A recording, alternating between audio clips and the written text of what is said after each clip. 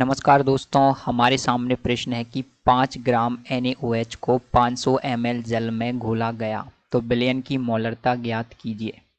दोस्तों, आपको ये बताना है कि आपके सामने 5 ग्राम NaOH है, उसको क्या किया जाता है, आपके 500 ml जल में घोला जा रहा है। तो 5 ग्राम NaOH को घोला जा रहा है आपके 500 मिलीग्राम जल में। 500 मिलीग्राम का मतलब कितना होता है, यदि आप इसको लीटर में बदलेंगे तो आप सभी लोग जानते हैं 1 लीटर में होते हैं आपके 1000 ml, तो 500/1000 ये लीटर हो जाएगा। तो ये कितना आ रहा है आपके 1/2 लीटर, आधा लीटर आ रहा है। तो दोस्तों, सबसे पहले आपसे पूछा गया कि मोलरता निकालना है। तो मोलरता होती क्या है, मोलरता होती है कि मोलरता क्या होती है कि एक मोल विलयन में उपस्थित विलेय के मोलों की संख्या।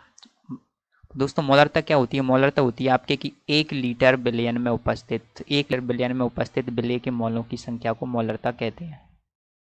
तो 1 लीटर विलयन में जितने विलेय के मोल घुले होंगे वो क्या कहलाएंगे, आपकी क्या क्या कहलाएंगे, आपकी उस विलयन की मोलरता कहलाएगी।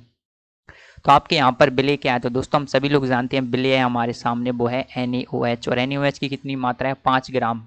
तो हम इसको क्या करेंगे, इसको सबसे पहले आप मोल में चेंज कर लेंगे, फिर मोल में, और वो 1 लीटर में कितने घुले हुए हैं आप ये भी देख लेंगे।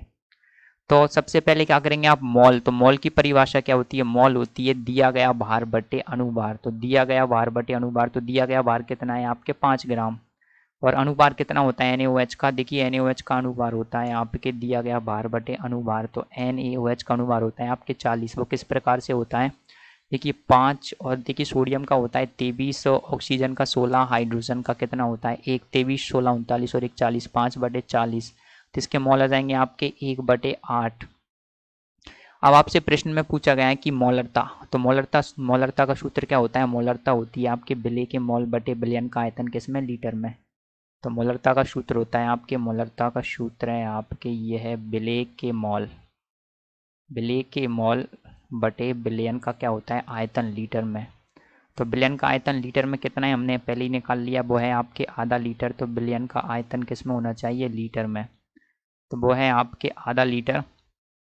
और विलेय के मोल कितने हैं 1/8, और विलयन का आयतन कितना है 1/2। जब आप इसको सॉल्व करेंगे तो ये आता है आपके 1/8 इंटू 1/2, ये आ रहा है आपके 1/4।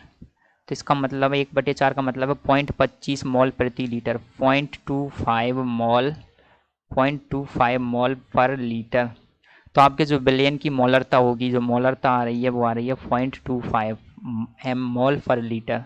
तो आप इसको लिख सकते हैं कि आपके जो विलयन की मोलरता है वो आएगी आपके मोलरता इसको लिख सकते हैं आप 0.25 कैपिटल एम का मतलब होता है मॉल पर लीटर। तो आपके जो विलयन की मोलरता है वो है आपके 0.25 मॉल पर लीटर।